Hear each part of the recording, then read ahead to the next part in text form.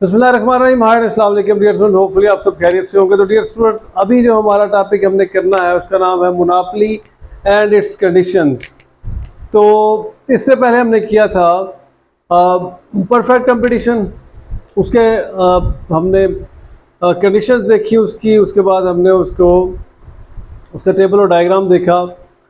अब हम इसी तरह मोनोपोली की कंडीशंस को पहले देखेंगे कि मोनोपोली है क्या और इसकी कंडीशंस क्या है, उसके बाद उसका आप टेबल और डायग्राम अंडरस्टैंड करने की कोशिश करेंगे। तो मोनोपोली को अंडरस्टैंड करने के लिए अगर हम उसकी कंडीशंस को देख लेंगे तो हम बड़े अच्छे तरीके से मोनोपोली को अंडरस्टैंड कर लेंगे। जैसे कि हमने परफेक्ट कंपटीशन की कंडीशंस को देखने के बाद उसकी अंडरस्टैंडिंग हमें मिली थी।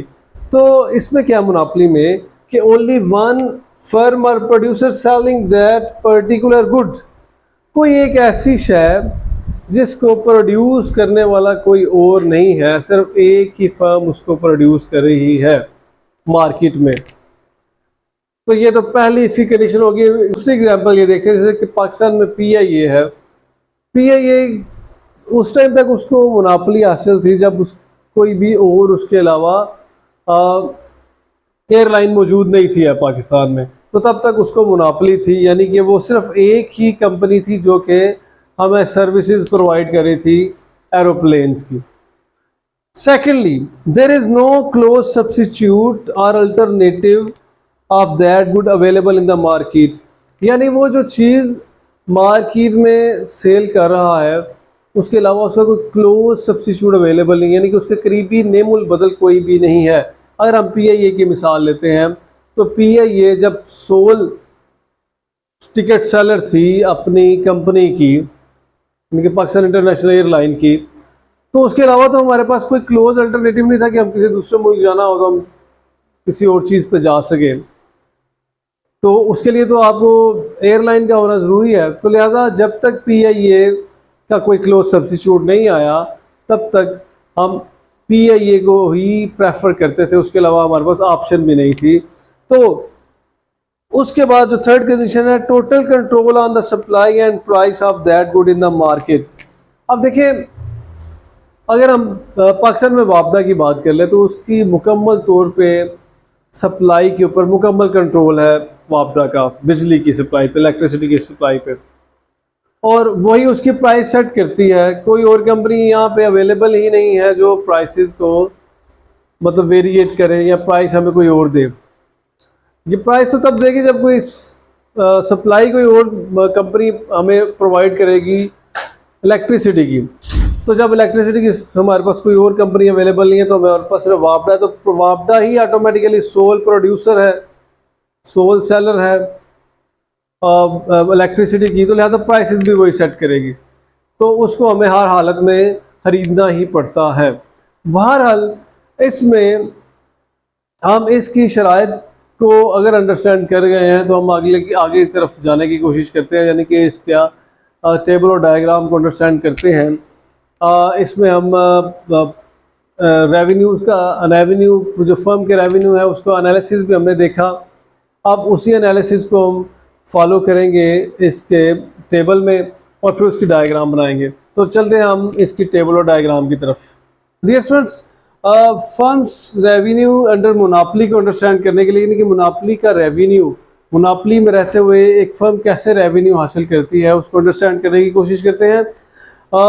इसका बेसिकली आप देख लें कि एक प्राइस ऑफ फ्लाइंग कार है जो कि $500 की है। पाकिस्तान में चांद गाड़ी जो है वो फ्लाइंग कार समझी जाती है, लेकिन माजर के साथ वो फ्लाइंग कार नहीं है, वो चिंगची है। ये चांद गाड़ी वो उड़ती नहीं है, वो चलती है। तो ये एक मिसकंसेप्शन अगर आपके जहन में थी तो उसे ख़त्म कर लें प्लीज़। तो बहरहाल समझे कि एक कंपनी जो है ना वो फ्लाइंग कार बनाना शुरू कर दिया उसने पाकिस्तान में, और उसके अलावा कोई भी कंपनी फ्लाइंग कार नहीं बना रही। तो उसका जो इनिशियली प्राइस रखी वो $500 रखी कंपनी ने। क्वांटिटी को हमने क्यू से मेंशन किया। Total revenue P into Q है, average revenue total revenue divide by Q है, जबकि marginal revenue change in TR divide by change in Q है। इसको आप दोबारा बताने का मकसद कि आपके जहन में ये बात रहे। तो देखें, इसमें क्वांटिटी जब फ्लाइंग कार की एक सेल होती है तो प्राइस तो $500 है। फर्स्टली प्राइस क्या है? $500। टोटल रेवेन्यू इसका क्या है? इन दोनों को मल्टीप्लाई कर रहे हैं तो 500 ही आ जाएगा।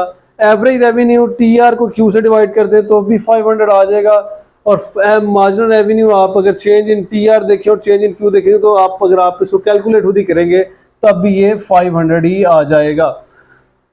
सेकेंड क्वांटिटी, जब एक सेलर जो है वो एक ऐसे बायर के पास एक बायर उसके पास आता है जो कहता है मुझे ज़्यादा फ्लाइंग कार चाहिए, तो बायर सेलर क्या करता है, उसको कम रेट पे फ्लाइंग कार दे देता है। तो उसको वो 400 की प्राइस पे फ्लाइंग कार देता है। तो ऐसी सूरत में चूंकि ये बात ध्यान में रखिएगा कि मोनोपोली में प्राइस को जो चेंज कर सकता है वो मोनोपोलिस्ट खुद ही है, यानी कि मार्केट ने यहाँ पे प्राइस चेंज नहीं करनी या मार्केट से वो प्राइस टेक नहीं करेगा, क्योंकि वो अकेला ही सेलर है, लिहाजा खुद ही मार्केट है, खुद ही वो प्राइस को डिसाइड करेगा। तो लिहाजा जब कुछ बायर उसके पास ऐसा आता है जो ज़्यादा क्वांटिटी बाय करना चाहता है तो वो उसको वो कम प्राइस पे भी सेल कर सकता है, क्योंकि वो हिडन प्रॉफिट उसका काफ़ी ज़्यादा होता है। तो इसको अगर आप मल्टीप्लाई करेंगे तो आपके पास ये 800 आ जाएगा टोटल रेवेन्यू। जबकि 800 को आप डिवाइड करेंगे 2 से तो एवरेज रेवेन्यू 400 आ जाएगा। तो मार्जिनल रेवेन्यू इन दोनों का डिफरेंस है 800 माइनस 500, यानी कि TR2 माइनस TR1, ये आपके पास 300 आ जाएगा। फिर थर्ड क्वांटिटी पे, मतलब क्वांटिटी और बाय करना चाह रहा है सेलर, एक और आया जो और ज़्यादा बाय करना चाहता है, तो उसको मोनोपोलिस्ट क्या करता है, मजीद कम रेट पे फ्लाइंग कार जो है ना वो दे देता है, तो उसको कम रेट पे फ्लाइंग कार दे देता है। तो इसको आप मल्टीप्लाई करेंगे तो 900 आ जाएगा। जबकि इन दोनों, जब इसको 900 को 3 से डिवाइड करेंगे तो एवरेज रेवेन्यू आ जाएगा जो कि 300 है। और मार्जिनल रेवेन्यू इन दोनों के डिफरेंस से आएगा तो TR3 माइनस TR2 ये बन जाएगा आपके पास 100। तो बेसिकली इसमें क्या हो रहा है, परफेक्ट कंपटीशन में ये था कि प्राइस चेंज नहीं थी हो रही, क्योंकि मार्केट ने ही प्राइस डिसाइड कर रही थी, क्योंकि वहाँ पे बेपनाह सेलर्स थे, बहुत ज़्यादा सेलर थे, जिसकी वजह से वो प्राइस को ज़्यादा वेरिएट नहीं कर सकते थे, क्योंकि अगर वेरिएट करते थे तो वहाँ पे कंज्यूमर को पता था उसकी प्राइस का, तो वो किसी एक से नहीं तो किसी दूसरे से उसने लेनी थी। इसकी चूँकि प्राइस हिडन है, इसमें प्रॉफिट हिडन है, लिहाजा ऐसी सूरत में जब प्रॉफिट हिडन हो तो क्या होता है कि जब आपको मार्केट से मार्केट रेट नहीं मिलता उसका, तो सिर्फ एक ही सेलर जब होगा तो जाहिर बात है जो उसने कहना है आपने उसको ही मानना है, उसकी प्राइस को।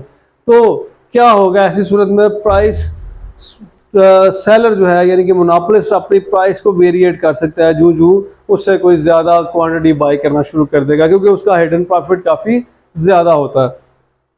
तो अब इस टेबल को अंडरस्टैंड करने के बाद हम इसकी डायग्राम को अंडरस्टैंड करते हैं। तो डियर स्टूडेंट्स, हमने वाई एक्सिस और एक्स एक्सिस ले लिया। अब हमने सिर्फ हमारा कंसर्न सिर्फ AR और MR के साथ है जो, और क्वांटिटी के साथ है। तो क्वांटिटी हमारे पास 3 तक है, तो हम इसे 0 से ये स्टार्ट होता है 1 2 एंड 3। जबकि AR हमारे पास 500 की मैक्सिमम वैल्यू 500 है और मिनिमम वैल्यू हमारे पास 100 है MR की, क्योंकि हमने ये दोनों को यहाँ पे लेना है, तो लिहाजा 100 से हम स्टार्ट कर लेंगे, 100 200 300 400 एंड 500। तो फर्स्टली हम AR और क्वांटिटी यानी Q का कंपैरिजन करते हैं। तो फर्स्ट पे AR की वैल्यू आई थी 500, दूसरी क्वांटिटी पे AR की वैल्यू आई थी 400, तीसरी क्वांटिटी पे AR की वैल्यू आई थी 300। तो आपके पास ये एक नेगेटिवली स्लोप कर्व आ जाएगा जो कि AR का होगा। AR को ध्यान में रखिएगा, डिमांड कर्व भी कहते हैं, वो क्यों कहते हैं वो मैं आपको बाद में बताता हूँ। फिर उसके बाद हम MR को बना लेते हैं। MR का भी स्टार्ट 500 से ही हो रहा है, लिहाजा इसको आप एनसर्कल कर लें। दूसरी वैल्यू, दूसरी क्वांटिटी पे MR की वैल्यू 300 थी, ये आपके पास 300 आ जाएगा। और तीसरी क्वांटिटी पे MR की वैल्यू थी 100, ये आपके पास 100। इनको आप ज्वाइन कर लें तो आपके पास MR आ जाएगा। तो बेसिकली ये हमारे पास एम आर आ गया। तो ए आर को हम डिमांड कर्व क्यों कहते हैं, यानी कि ए आर आमतौर पे A R is equal to D लिखा जाता है। तो ए आर को हम डिमांड कर्व क्यों कहते हैं, अब देखिएगा क्वांटिटी बढ़ती जा रही है और प्राइस कम होती जा रही है। प्राइस और ए आर की वैल्यूज़ आप देखेंगे तो सेम आ रही हैं। तो आपने देखा होगा कि डिमांड अगर हम कर्व देखें तो उसमें प्राइस बढ़ती है तो डिमांड कम होती है, और प्राइस कम होती है तो डिमांड बढ़ती है। तो इसमें भी सेम यही हो रहा है कि डिमांड के बढ़ने से प्राइस जो है वो कम होना शुरू हो गई है। तो लिहाजा इसको इसलिए डिमांड कर्व कहा जाता है ए आर को। तो यहाँ पे डियर स्टूडेंट्स हमारा firms revenue under monopoly topic जो है ना वो कंप्लीट होता है। तो इंशाल्लाह दोबारा आपसे मुलाकात होगी।